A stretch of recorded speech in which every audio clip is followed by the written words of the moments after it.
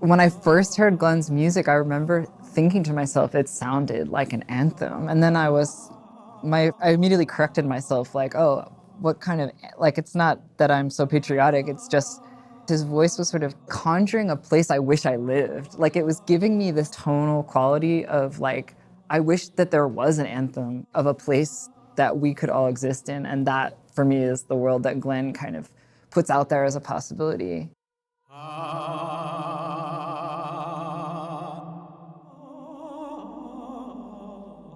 I think it was during the beginning of the COVID pandemic. We were in lockdown, and Glenn's music was really important for me at that moment. It was kind of getting me through the time, and thinking about the sonic space of the Rotunda and Glenn's music, I just kind of heard his voice in my head. It was just like in the space, and from that point, it was just about exploring. And I would say very collaboratively with Glenn, and also with my partner, Tosh Basco, and also with Glenn's partner, Elizabeth Glenn Copeland.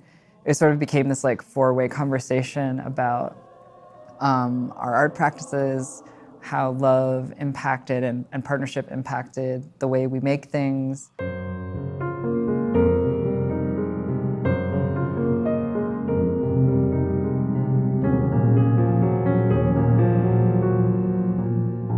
Intuition is a really central aspect in the work. Glenn calls it like the universal broadcast system, where he believes that messages from the universe are sort of sent to us as beings, and, you know, depending on who we are and what we love to do, like, if we're open to them, we can hear them, you know? And so I think he really thinks of, and we all do think of, the work we do as a kind of a gift. That thinking of the earth as a living being, right?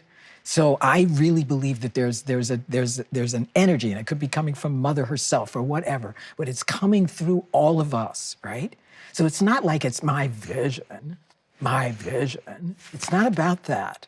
It's about the vision, right? That Mother has for us all. And are we willing to make ourselves available for that? That's the point.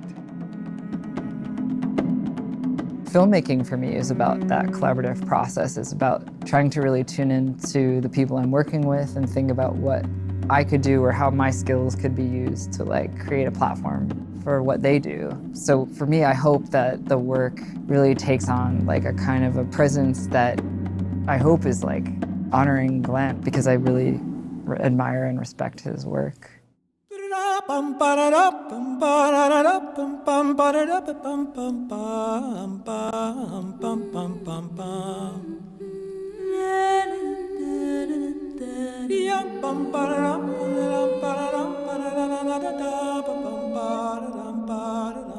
And so we sort of had a long conversation about exploring different songs of his that he had written. And in the end, we actually came back to Deep River. I think it was important for him that it be the one. Actually, that it's the one song that he sings in entirety. Deep River,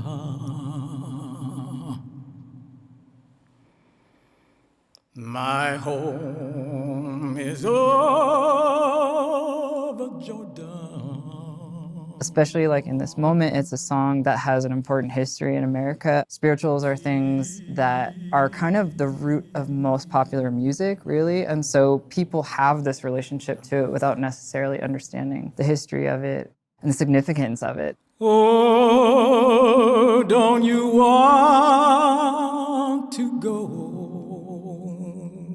Before it was a nation-building project or like propaganda, anthems were actually spiritual call and responses to sort of galvanize people to each other or have a sense of connection to each other.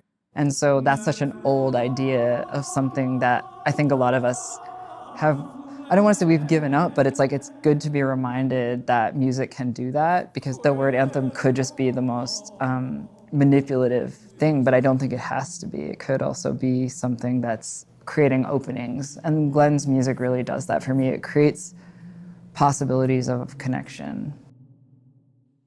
I want to cross over into campground